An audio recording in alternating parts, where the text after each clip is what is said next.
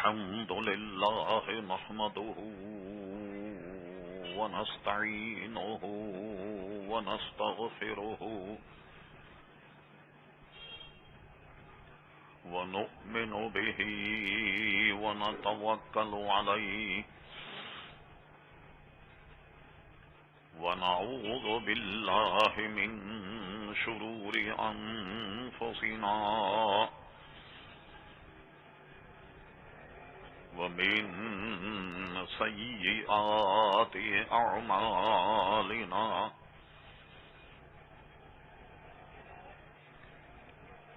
من يهده الله فلا مضل له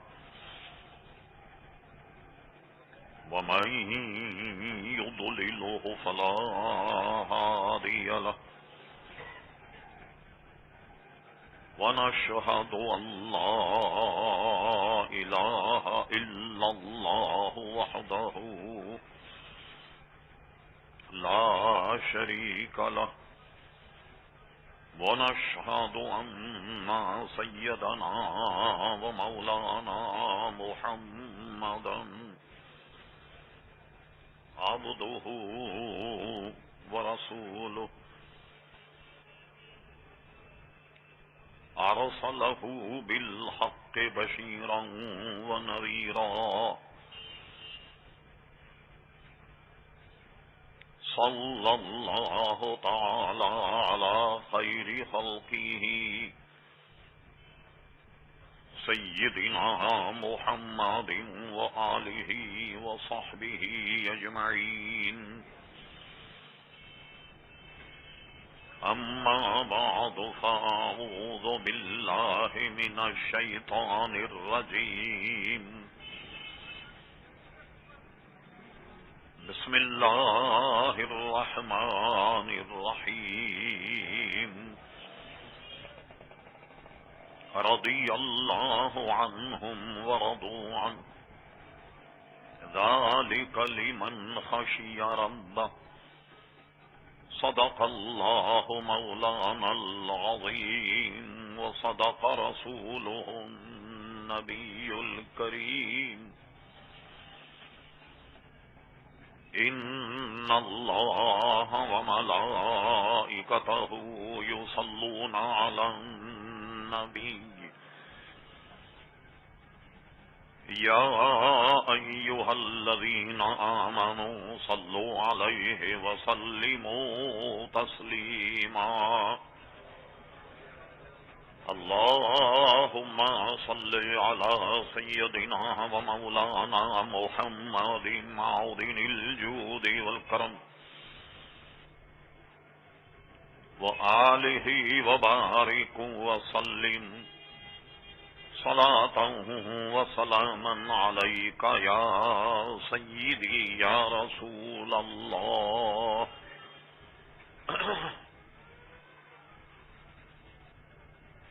محترم حضرات، یقیناً آپ کے علم میں ہے کہ گزشتہ جمعے ہم نے مسلمانوں کے آپس کے حقوق کے کچھ گوشے آپ کے سامنے بیان کیے۔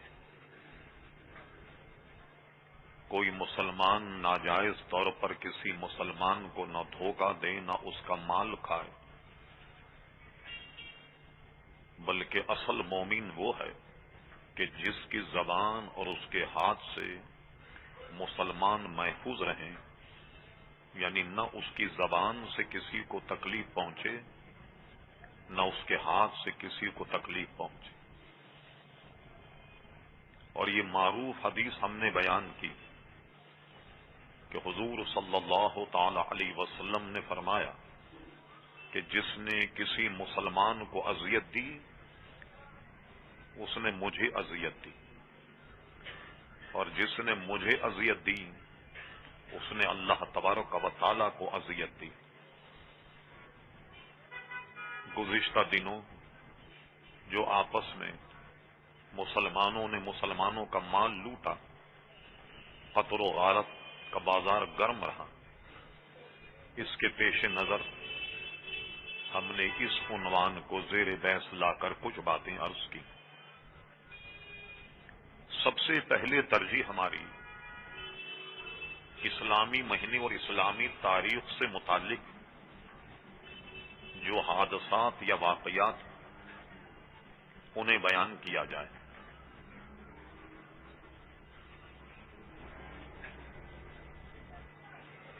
یہ مہینہ محرم الحرام کا شروع ہو چکا ہے اور یہ مہینہ مسلمانوں کے یہاں بہت ہی برکت والا اور حرمت والا۔ اس کی 10 تاریخ جس کو ہم یوم عاشورہ کہتے ہیں، اس میں روزہ رکھنا مستحب ہے۔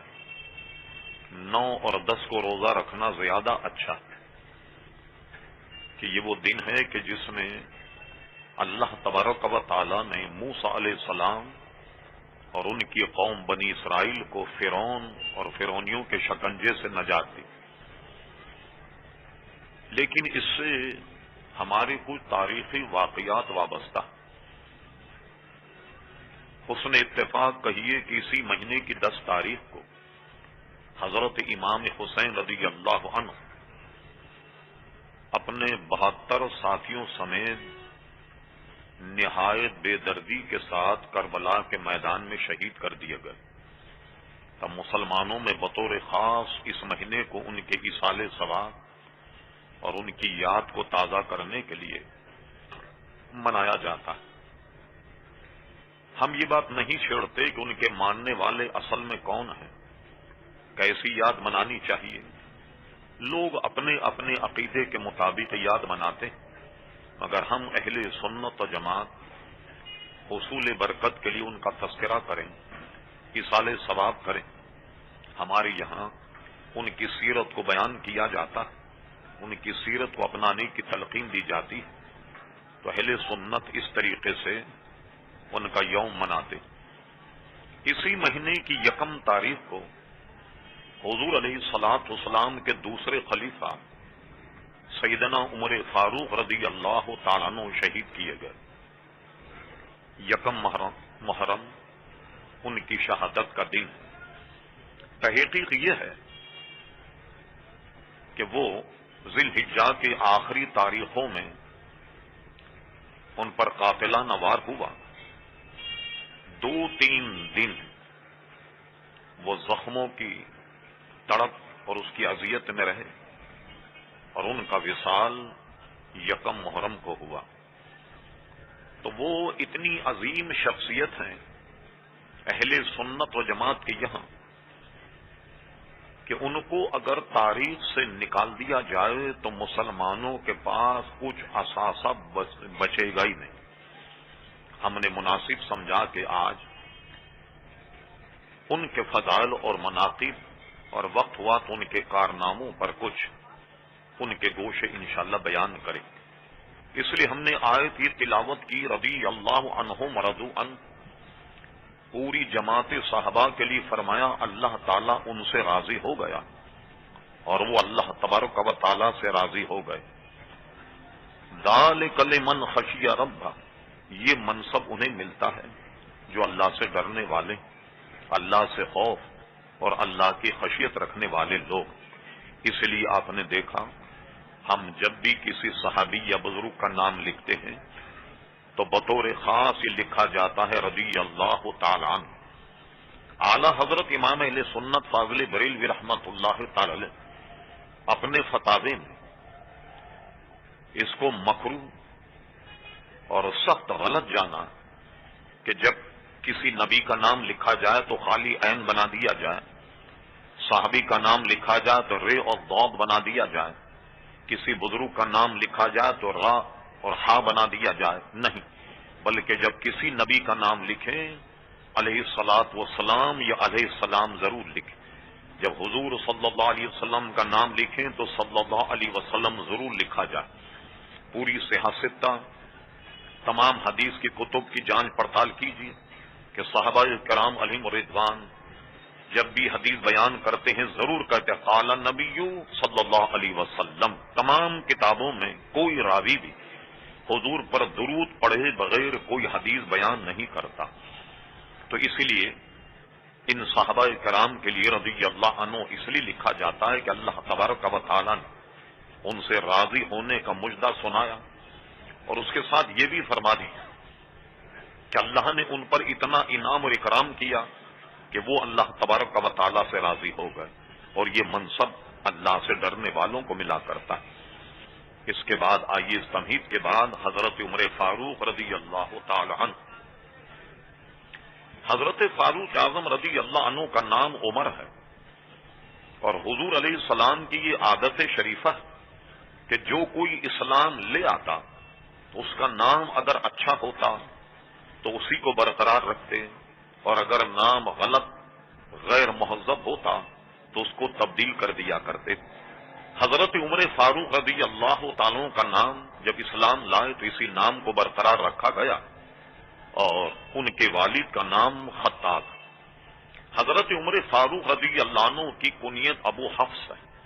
یہ ابو حفص اس لیے ان کی کنیت ہے، محققین ماہرین کہتے ہیں کہ ان کی صاحبزادی جو بعد میں انہیں ام المومنین بننے کا شرف حاصل ہوا ان کا نام حضرت حفصہ تھا. اس اعتبار سے ابو حفص ان کی کنیت قرار پائی. حضرت عمر فاروق رضی اللہ عنہ نے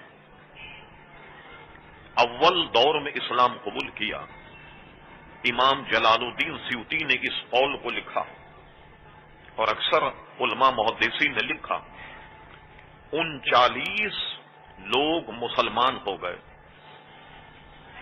تو حضرت عمر فاروق رضی اللہ عنہ سے مسلمانوں کا 40 کا عدد مکمل ہوا. آپ جب اسلام لائے اب مسلمانوں کی تعداد 40 ہو گئی. یہ 40 کا عدد حضرت فاروق اعظم رضی اللہ تعالی عنہ سے یہ مکمل ہوا. حضرت عمر ابن خطاب کو فاروق یا فاروق اعظم اس لیے کہا جاتا.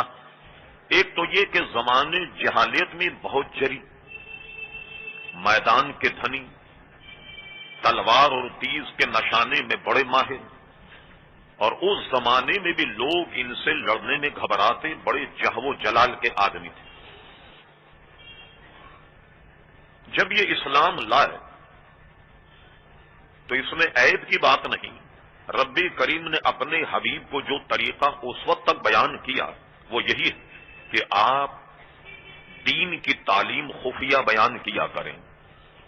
مسلمانوں کی تعداد کم تھی، اگر وہ کافروں کے ہتھے لگتے تو ان کو بے شمار اذیتوں کا سامنا کرنا پڑتا. لہذا اسلام کی تبلیغ کھلے عام نہیں بلکہ خفیہ ہوا کرتی. کسی گھر میں اجلاس ہوتا یا خفیہ کسی کو دعوت دی جاتی، سر عام نہیں. حضرت فاروق اعظم جب مسلمان ہوئے تو مسلمان ہونے کے بعد انہوں نے حضور سے ایک سوال کیا، یا رسول اللہ صلی اللہ علیہ وسلم ہمارا دین حق ہے یا نہیں؟ بالکل حق. ہم حق پر ہیں یا نہیں؟ حق پر ہیں. تو فرمایا پھر اب چھپ کے نہیں بلکہ سر عام اب اسلام کی تبلیغ ہوگی. اسلام قبول کرتے ہی سر عام فاروق اعظم رضی اللہ عنہ میدان میں آ گئے اور اسلام کی تشہیر اور اسلام کی تبلیغ کی. ان کا دبدبہ قریش پر اتنا تھا کہ کوئی ان کا ہاتھ پکڑنے کے لیے تیار نہیں تھا. اتنا لوگ ان سے خائف اور اتنا ڈرا کرتے تھے. اور بالکل ایسا واقعہ ہجرت کے وقت ہوا. اللہ کی حکمت اللہ جانے اور اس کا رسول جانے کہ رب کریم نے حضور کو ہجرت کا حکم دیا تو کیا ہوا؟ اندھیرے میں امانتوں کے ظاہر امین اپنی امانتوں کو جو لوگ ہیں ان کو واپس کرنے کے لیے اپنے بستر پر حضرت علی رضی اللہ تعالیٰ عنہ کو سلایا اور یہ کہا کہ میں جب نکل جاؤں یہ تمام امانتیں لوگوں کو دے دینا. اور امانت کا بڑا پاس، اس لیے لوگ زمانے جہلیت میں بھی حضور کی تعلیم سے، حضور کے کلمات سے، حضور پر جو وحی آتی اس سے اختلاف کرتے مگر اس سے اختلاف نہیں کرتے. حضور امین ہیں اور صادق ہیں. اس وقت بھی کفار مشرکین حضور کی امانت دار ہونے اور دیانت کا انکار نہیں کر سکتے. حضور علیہ الصلوۃ والسلام نے ارشاد فرمایا اور اس پر عمل کیا، لا ایمان لمن لا امانۃ له. راوی کہتے ہیں جب بھی حضور اس حدیث کو پڑھتے تو 3 بار ضرور کہا کرتے لا ایمان لمن لا امانۃ له، لا ایمان لمن لا امانۃ له، لا ایمان لمن لا امانۃ له. آگاہ ہو جاؤ کہ جس شخص میں امانت کا پاس نہیں اس میں ایمان نہیں ہے.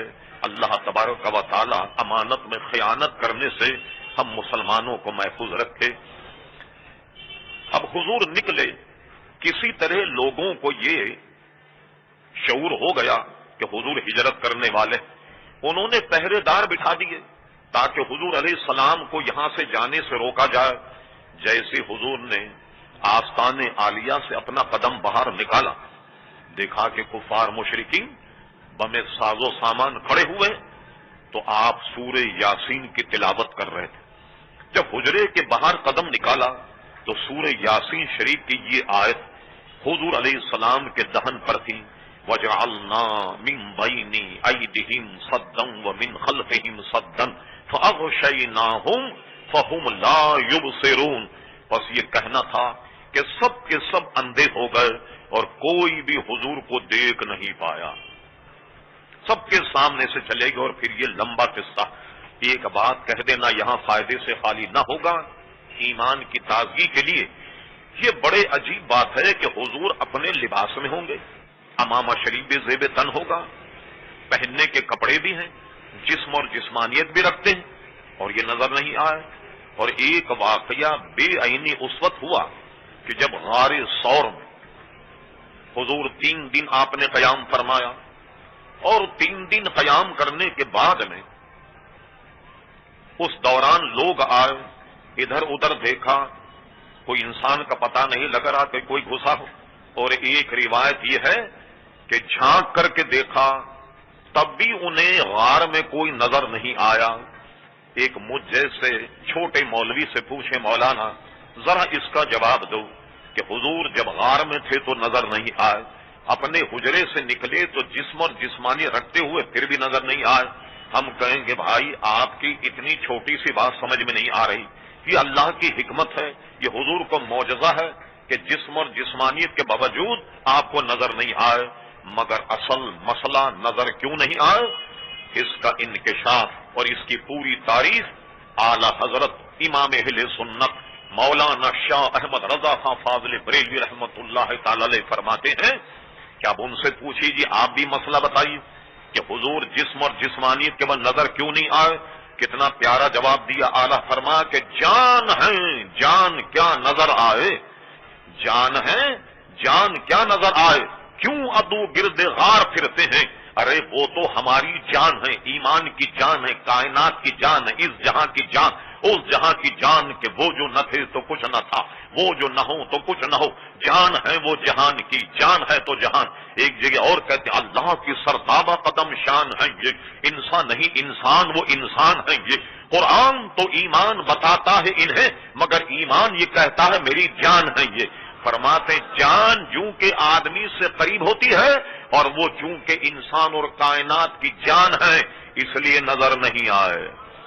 سمجھے؟ اور نکل کر چل دیے. اب جب گئے تو آپ جانتے کفار مشرکین کوئی نہ کوئی ہوش کو نہ کوئی گوشہ تلاش کرتے کہ جس سے حضور پر اتہام اور الزام لگایا جائے. اور صبح جب ہوئی پتہ لگا کہ چلے گئے، ڈھونڈ مچ گئی. 100 سرخ اونٹوں کا انعام رکھ دیا گیا جو حضور کو تلاش کرے اور ان کو پالے. 100 سرخ اونٹ ایک بہت بڑا انعام تھا اس زمانے میں، شاید اس سے بڑا انعام نہ ہو. لوگ اس کے لالچ میں سب کھوج اور ٹو میں لگ گئے مگر کوئی نہ پہنچ پایا. یہ ایک بہت لمبا مسئلہ ہے مگر لوگ آپس میں بیٹھ کر یہ کہتے مسلمان دیکھا تمہارے نبی کیسے بھاگ گئے، راتوں رات چلے گئے، ڈر کے چلے گئے، فرار ہو گئے. جانے کیا کیا بک بک کیا کرتے. ان کی ساری بک بک صحابہ بھی سنتے، فاروق اعظم بھی سنتے. اب لیجیے حضرت فاروق اعظم کی ہجرت کا وقت آیا تو آپ نے اندھیرے میں نہیں کی، چپ چاپ سے نہیں کی بلکہ اپنے سارے ہتھیار لگائے. ایک روایت میں کہ ایک تیر اپنے ہاتھ میں پکڑا اور تلوار حمائل اور اس کے بعد آئے بیت اللہ شریف کا طواف کیا. سارے قریش کے سردار موجود تھے. یہ ان کی جرأت و دلی کا عالم دیکھیے. اور ان کے پاس جا کر کے کہا تمہیں تمہاری ماں روئے؟ یہ آج عمر ہجرت کر رہا ہے، کوئی اس کا ہاتھ پکڑنے والا؟ کہ اپنی بیوی کو بیوہ کرانے والا کوئی ہے؟ اپنے بچوں کو یتیم کرانے والا کوئی ہے؟ لو میں آج ہجرت کر رہا ہوں، پکڑو عمر کی کلائی، پکڑو عمر کا ہاتھ. کسی میں جرأت نہیں تھی کہ حضرت فاروق اعظم کے سامنے دم مار. یہ ان کی بہادری کا عزیزان گرامی عالم. اور اس طریقے سے شان کے ساتھ ہجرت کر کے گئے کہ کوئی ان کے ہاتھ کو پکڑنے والا موجود نہیں تھا. اللہ اکبر. اور مدینہ شریف گویا پہنچ گئے. آپ جانتے ہیں کہ مسائل اور معاملات تو بڑے طویل ہیں. ساری زندگی حضور کے ساتھ گزاری. تقریباً تمام غزووں میں حضور علیہ الصلوۃ والسلام کے شامل رہے. اور اس کے بعد عزیزان گرامی حضرت نبی پاک صاحب اللہ صلی اللہ علیہ وسلم اس دنیا سے تشریف لے جاتے اور خلافت کے مسند پر حضرت صدیق اکبر متمکن ہوئے. اور وہ 2 سال کچھ مہینے انہوں نے خلافت کی. اور ان کے اس کے بعد حضرت صدیق اکبر کا وصال ہو گیا. اور اصل ان کا وصال جب ہم بات کریں گے صدیق اکبر رضی اللہ عنہ کی زندگی پر، تو وہاں ہم نے پہلے بھی کہا اور اس وقت بھی کہیں گے کہ اصل سبب ان کے وصال کا نبی کریم علیہ الصلوۃ والسلام کی جدائی اور حضور علیہ الصلوۃ والسلام کا غم تھا، جس نے حضرت صدیق اکبر رضی اللہ عنہ کے موت کے قریب تک پہنچا دیا. تو حضور سے بے انتہا محبت کرتے، بے انتہا انسیت کرتے، تو حضور کی جدائی ہی ان کی عزیزان گرامی موت کا سبب بنا. اب اس کے بعد میں حضرت فاروق اعظم رضی اللہ عنہ یہ مسند خلافت متمکن ہوئے. یہ اپنی جہو و جلال کے ساتھ جب آئے 10 سال چند ماہ آپ نے حکومت کی ہے. 10 سال اور چند ماہ. اللہ اکبر. بڑی بڑی طاقتور قوتوں کو رون دیا. قیصر و کسریٰ جیسی قوتوں کو رون دیا. مسلمانوں کے فرنج صبح کہیں، شام کہیں، اور جناب دوپہر میں کہیں ایک ایک ملک فتح کیا کرتے. بلکہ آپ اگر فاروق اعظم رضی اللہ عنہ کی سیرت اور ان کا دور دیکھیں کہ ایک ملک فتح کیا تو فتح کرنے کے بعد دوسرا ملک جس پر بھی چڑھائی ہونے والی، ان پر ایسا غلبہ ہوا، اتنا گھبرائے اور ڈرے کہ انہوں نے صلح و صفائی سے اپنے ملک کو مسلمانوں کے حوالے کر دیا. بھائی ہم جنگ نہیں کرنا چاہتے، لو صلح کے ذریعے سے ہمارا ملک تم لے لو. بیت المقدس بھی اسی طریقے سے عزیزان گرامی جو ہے وہ فتح ہوا. بے شمار ممالک، امام سیوطی کو پڑھیے کہ جناب آذربائیجان، مکران، ایران اور کسرا، قیصر، یہ ساری قوتیں، یہاں تک کہ روسی ریاستیں کہاں کہاں تک، تاشقند، سمرقند، کہاں کہاں تک مسلمانوں کی فوجیں پہنچ گئی. اور ایک تجزیہ یہ ہے کہ جب حضرت عمر فاروق کا وصال ہوا تو 22 لاکھ مربع میل سلطنت اسلامیہ پھیل گئی. عجم میں امام سیوطی کہتے ہیں کہ عجم میں آپ کا اتنا غلبہ ہوا کہ کوئی سرکش حکمراں عجم میں ایسا نہ رہا جو مسلمانوں کے خلاف آواز بلند کرتا، حکومت اسلامیہ کے خلاف آواز بلند کرتا. اتنا دبدبا. میں اور آپ تو ان کے معتقد. غیر لوگ یہ کہتے ہیں کہ اگر مسلمانوں کو حضرت فاروق اعظم کے دور میں ایک اور عمر مل جاتا تو شاید پوری دنیا میں سوائے اسلام کے کوئی مذہب ہی نہیں ہوتا. اتنا دبدبا حضرت فاروق اعظم رضی اللہ تعالی عنہ کا عزیزان گرامی تھا. اب آئیے چند ان کے فضائل اور ان کے مناقب.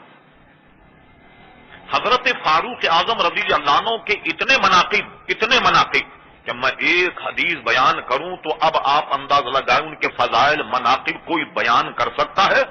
حضور علیہ الصلوۃ والسلام کی شفقت اور مہربانی دیکھیے حضرت فاروق اعظم پر. ایک مرتبہ جبریل امی حاضر خدمت ہوئے. حضور علیہ الصلوۃ والسلام نے جبریل امی سے کہا کہ جبریل تم ایسا کرو کہ آج حضرت فاروق اعظم کی فضیلت بیان کرو. ایک بات تو یہ کہ حضور اتنا چاہتے کہ حضرت فاروق اعظم کے لیے کہا جبریل امی سے کہ تم ان کی فضیلت بیان کرو. مجھے بتائیے، آپ برا مت مانیے، کسی پیر کے مرید، ہم میں سے ہر آدمی سننے کسی نہ کسی شیخ، کسی نہ کسی پیر کا مرید ہوگا. ہمیں کوئی آدمی بٹھائے کہ ذرا اپنے شیخ کے فضائل بیان کرو، ہم کیا کہیں گے؟ ہمارے شیخ متبع سنت ہیں، علم والے ہیں، صاحب تقوی ہیں، ایقان کی منزل میں ہیں، عرفان کی منزل میں ہیں، حافظ قرآن ہیں، عالم دین ہیں، 10-8 برس تک درس نظامی پڑھی، یہ کیا، فلاں جگہ پیدا ہوئے اور یہاں پڑھا، اساتذہ کے نام یہ ہیں، ان کے مرشد کا نام یہ ہے، وغیرہ وغیرہ. آدھ گھنٹے یا 1 گھنٹے میں ہمارا مسالہ ختم ہو جائے گا. کتنا بیان کریں بھائی؟ زیادہ گھنٹہ، آدھ گھنٹہ. جبریل امی کہتے ہیں کہ وہ شروع کرتے، اب فاروق اعظم کی فضیلت سنیے، ایک فضیلت تو یہ ہے، ایک فضیلت یہ ہے، ایک فضیلت یہ ہے، کئی گھنٹے بیان کرتے. امام جلال الدین سیوطی رحمۃ اللہ علیہ نے نقل فرمایا کہ جبریل امی نے کہا یا رسول اللہ صلی اللہ علیہ وسلم، اگر کسی شخص کو اللہ تبارک و تعالی نوح علیہ السلام کی عمر عطا فرمائے تو اتنی عمر تک بھی ان کے فضائل بیان کیے جائیں تو تب بھی پورے نہیں ہوں گے. نوح علیہ السلام کی عمر جتنی عمر بھی اگر ان کے فضائل بیان کیا جائے تو گویا ان کی فضیلت پوری نہیں ہوگی. اب آئیے دیکھتے ہیں نوح علیہ السلام کی عمر شریف کیا ہے. عزیزان گرامی، ایک تخمینہ ہے کہ 1000 برس تو رہی ہوگی یا 1100 برس رہی ہوگی، لیکن ہم نے کتب تفاسیر اور احادیث میں اتنا ضرور پڑھا کہ حضرت نوح علیہ السلام کا تبلیغی دورانیہ، اگر مبلغ ہم پیدا کریں اس کا تبلیغی دورانیہ کیا ہوگا؟ 18-20 برس میں وہ فارغ التحصیل ہوگا، عالم بنے. چلیے نبی پاک صاحب اللہ صلی اللہ علیہ وسلم کی ظاہری عمر کو بھی وہ پالے 63 سال، تو اس کا تبلیغی دورانیہ کیا ہوا؟ 23 سال. اور بڑھ جائیے 25 سال، 30 سال، 40 سال، 45 سال. اپنی عمر کے حساب سے حضرت نوح علیہ السلام اپنی قوم کو تبلیغ کرتے رہے 950 برس. 950 برس اپنی قوم کو تبلیغ کی، لیکن ایمان لانے والوں کی تعداد 80 یا 100. بس اللہ کے نبی کو جلال آ گیا. میں تو رات دن محنت کر رہا ہوں اور لوگ اللہ کا پیغام سننے کے لیے تیار نہیں، اسلام اور ایمان کے حلقے میں آنے کے لیے تیار نہیں. اللہ کے نبی کو جلال آ گیا. اب جب اللہ کے نبی کو جلال آئے تو دیکھیے کیا ہوا.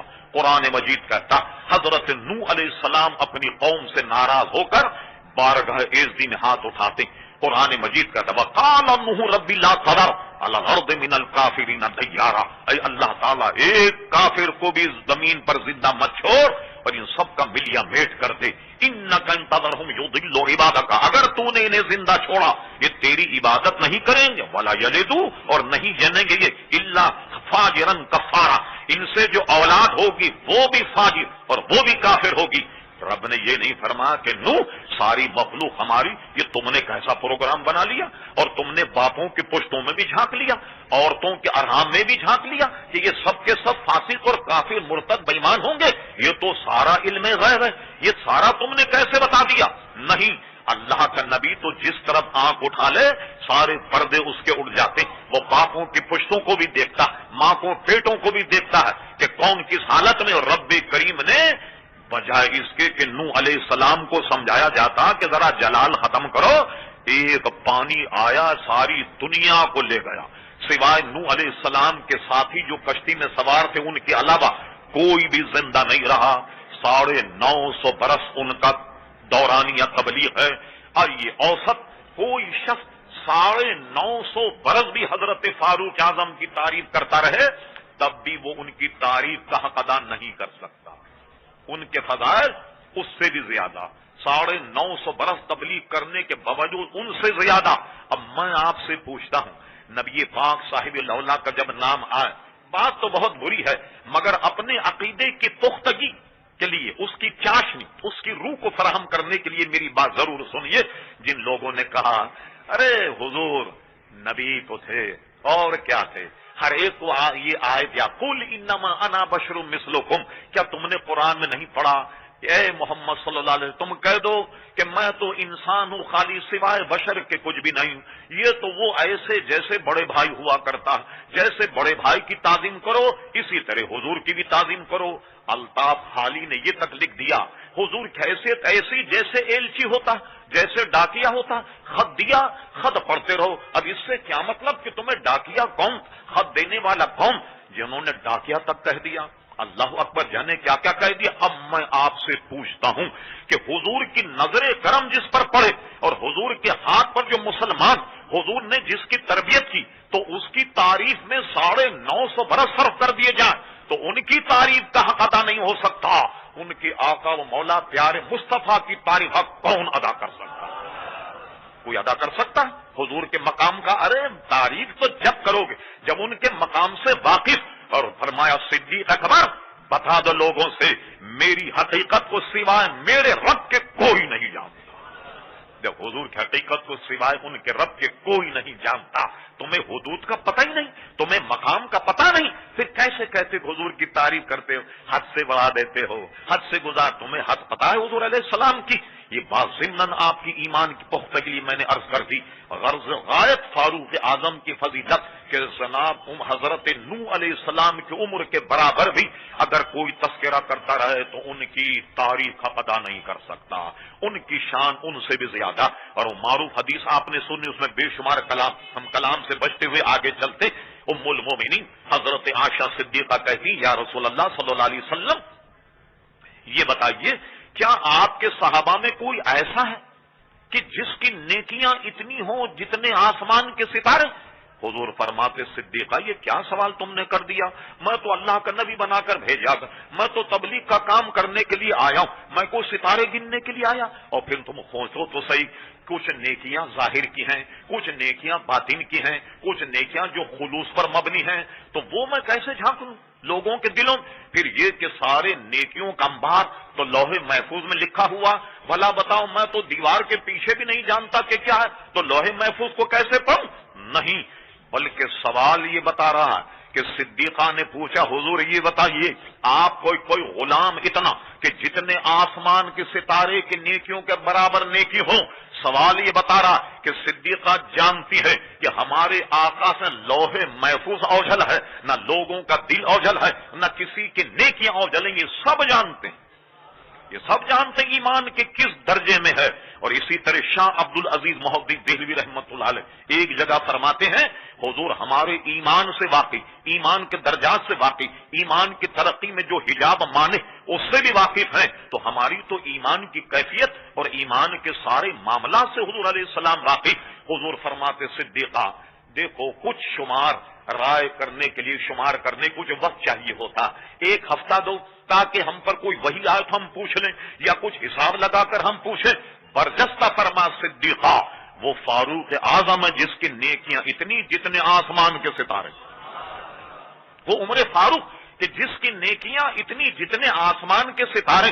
اللہ اکبر، ہم نے قرائن سے اندازہ لگایا بات تو کچھ اور پوچھنی تھی مگر آغاز گفتگو اس سے ہوا۔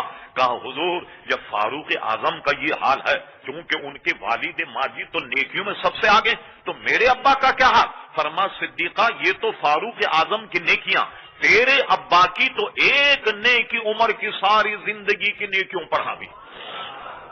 اب بتاؤ مقام صدیق اکبر، مقام فاروق اعظم، پھر اس کے بعد متعین کرو کہ ہمارے اور آپ کے آقا پیارے مصطفیٰ کا کیا مقام ہوگا، وہ نیکی کے کس درجے میں ہوں گے، ان کا مقام، ان کی وسعت کیا ہوگی، اس کا اندازہ آپ لگائیے۔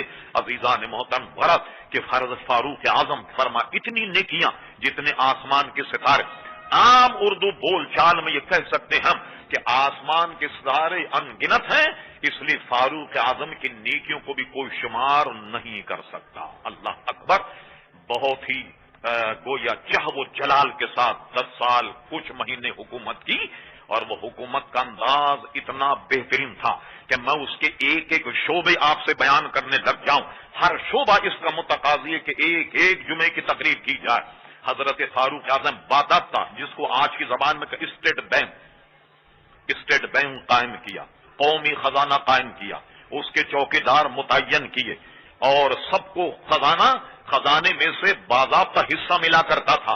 کیا نام، کیا مطلب کہ یعنی جو ان کا روزینہ بندھا ہوا یہ سب کو ملا کرتا تھا، اور لوگوں کا حال جاننے کے لیے ڈرائنگ روم میں نہیں بیٹھا کرتے کہ پتہ ہی نہیں ہے، جیسا اکبر الہ آبادی کہتا ہے ہمارے لیڈروں کا حال قوم کے غم میں ڈنر کھاتے ہیں حکام کے ساتھ، قوم کا غم ہے تو قوم کے غم میں ڈنر کھاتے ہیں حکام کے ساتھ، غم لیڈر کو بہت ہے مگر آرام کے ساتھ۔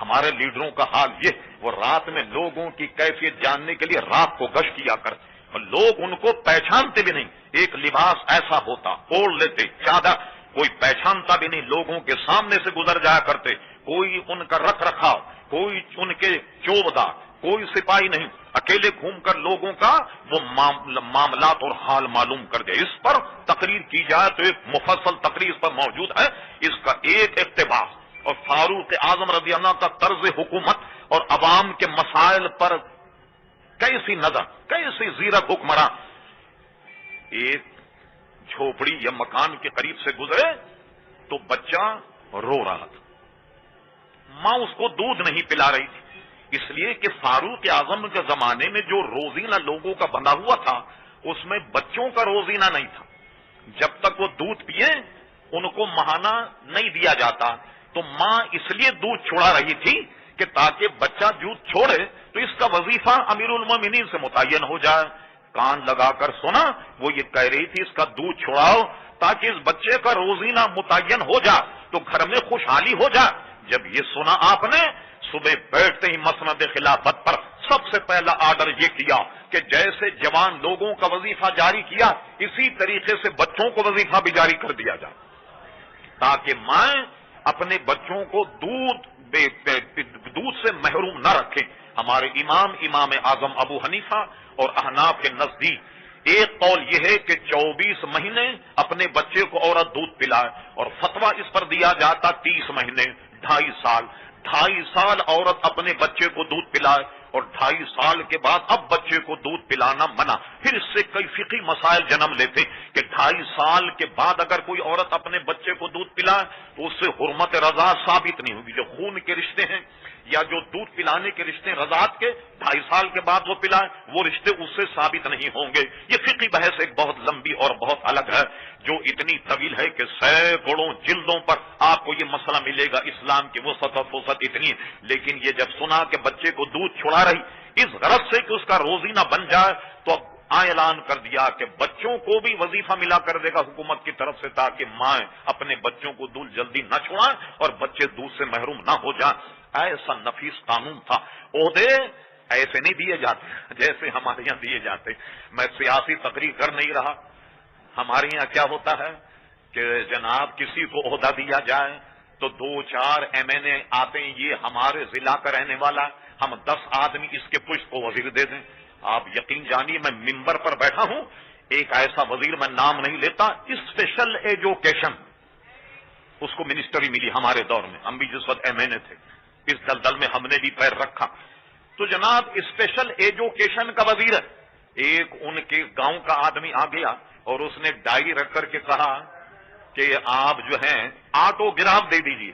وہ بیچارے کو آٹو گراف کا پتہ نہیں، سمجھا کوئی پیٹرول پمپ ہوگا یا کوئی موٹر سائیکل کا کوئی مسئلہ ہوگا یا کوئی لائن آرڈر کا مسئلہ ہوگا کہ آٹو گراف دیا جائے۔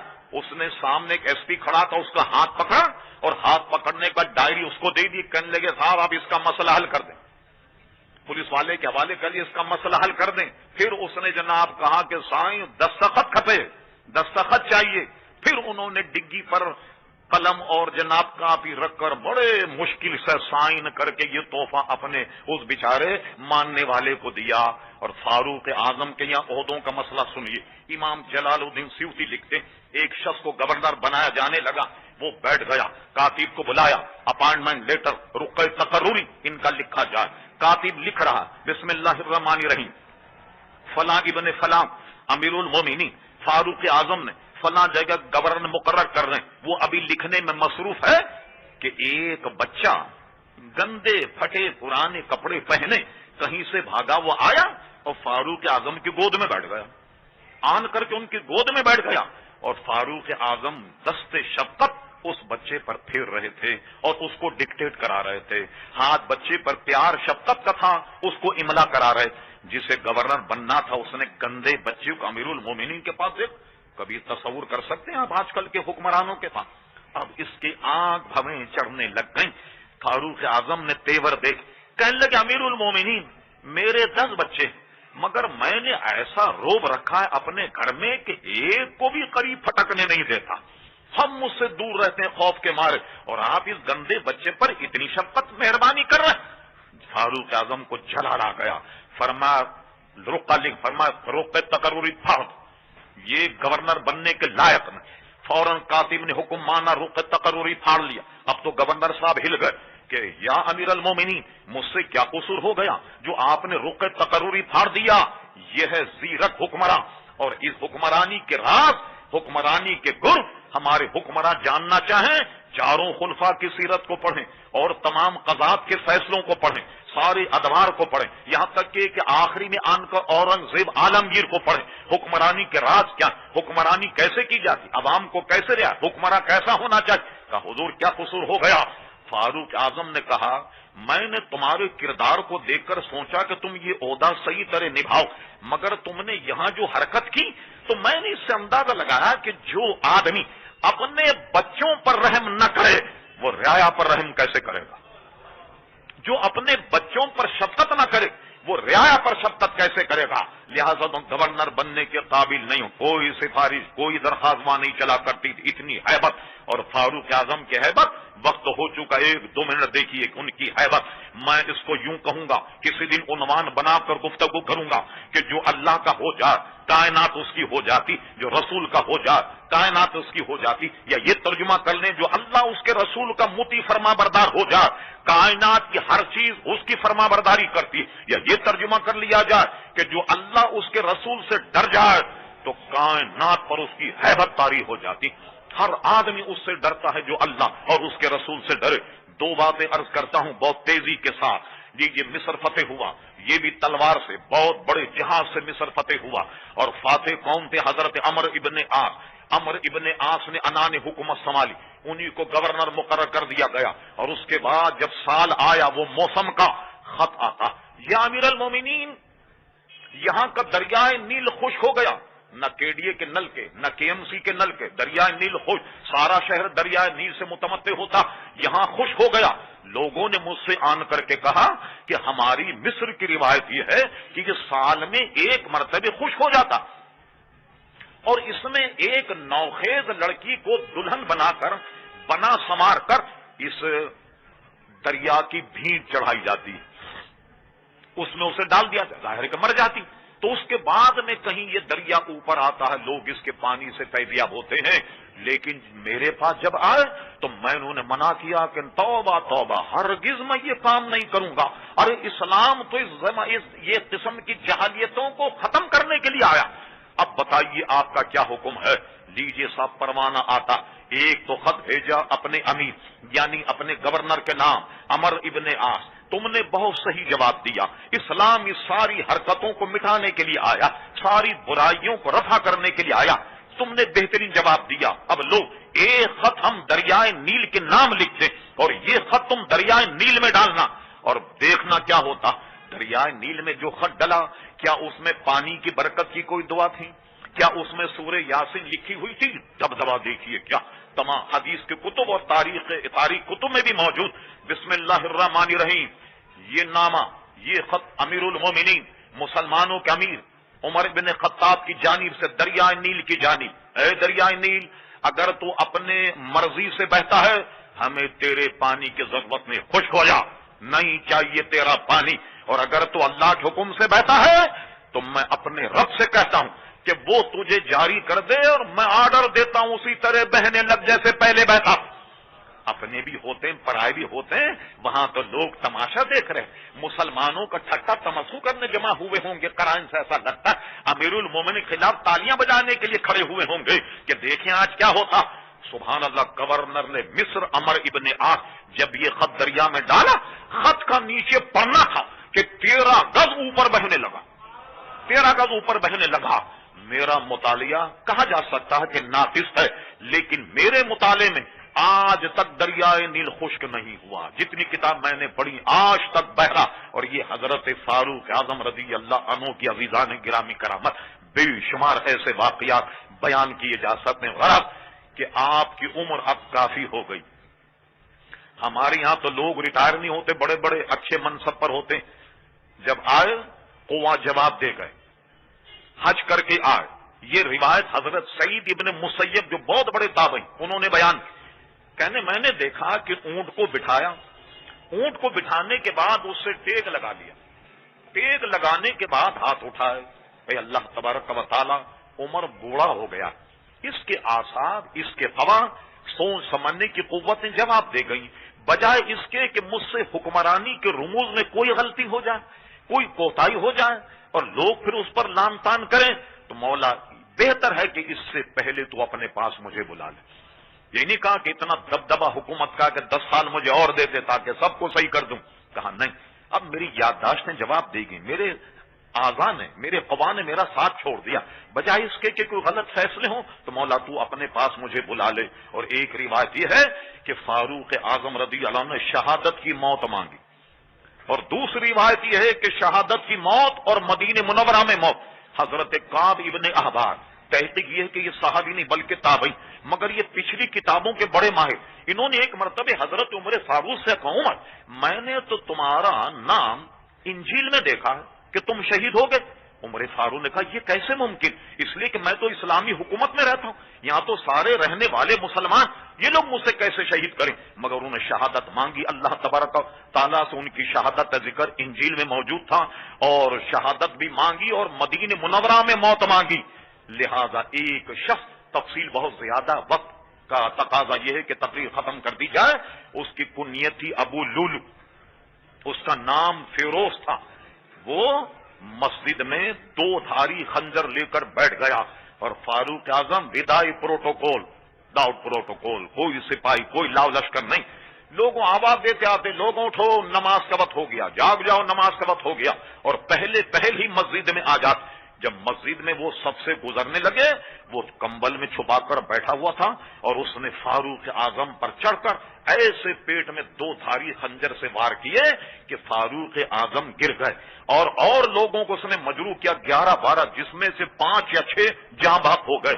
ایک عراقی اس وقت موجود تھا, اس کے پاس ایک کمبل یا شال, الجھنے کے لیے اس نے قاتل کے اوپر وہ شال ڈال دی, اس میں وہ الجھ گیا. الجھنے کے بعد اپنے ہی ہاتھ سے اپنا خنجر مار کر, تاکہ یہ سازش کا انکشاف نہ ہو جائے, خود ہی مر گیا. اور اس کے بعد فاروق اعظم زخمی ہو گئے, اور ان کو حضرت عبد الرحمن ابن عوف نے شربت پلایا, تو زخم اتنا کاری تھا کہ شربت ان کے پیٹ سے نکل گیا, لیکن انہوں نے تسلی دی, فرمایا نہیں تسلی رکھو, اللہ تعالیٰ بہتر کرے گا. فرمایا کہ ہاں, بس وہ سمجھ گئے کہ میرا وقت آ گیا اور میں شہید ہو گیا. آخری بات یہ کہ اپنے بیٹے عبداللہ کو کہا, یا عبداللہ ام المومنین, حضرت عائشہ صدیقہ کے پاس جا کر کہو اور ان سے بھیک مانگو, عمر تم سے بھیک مانگتا کہ حضور کے پہلو میں جو جگہ تم نے اپنے لیے رکھی ہے وہ عمر کو دے دو. حضرت عبداللہ کہ ام المومنین سے کہا کہ میرے والد نے آپ سے بھیک مانگی کہ حضور کے جوار رحمت میں جو جگہ آپ نے اپنے دفن کی رکھی ہے, عمر اس جگہ کی بھیک مانگتا. سبحان اللہ, ام المومنین کتنا ایثار, کیسے قربانی ہے. فرمایا عبداللہ آج میں تمہارے باپ کو اپنے اوپر ترجیح دوں گی, اور تم میرے باپ کو میں اجازت دیتی ہوں کہ جو جگہ میں نے اپنے دفن کے لیے حضور کے گویا حجرے میں رکھی, میں نے تمہارے ابا کو دے دی. جی یہ جگہ بھی ان کو مل گئی, اور وصال کے بعد حضور کے پہلو میں دفن ہوئے. اور کتنی پیاری حدیث ہے, حضور ایک دفعہ مسجد نبی سے جا رہے تھے, آ رہے, فاروق اعظم دہنی بائیں جانب, صدیق اکبر دہنی جانب, ایک جانب حضرت علی, ایک جانب حضرت عثمان غنی. بقول شاعرین جگمگ جگمگ تاروں میں مہتاب کا عالم کیا ہوگا. فرما کل قیامت میں ہم اسی طریقے سے اٹھیں گے کہ دہنی جانب صدیق اکبر, بائیں جانب حضرت فاروق اعظم. اللہ تبارک و تعالی ان کی قبر رحمت و رضوان کی بارش فرمائے, اور ان کے در کے بھیک سے ہمارے حکمرانوں کو رب کریم عقل سلیم عطا فرمائے. میں نے وقت آپ کا 5 منٹ زیادہ لے لیا, معذرت چاہتا ہوں. وما علینا الا البلاغ.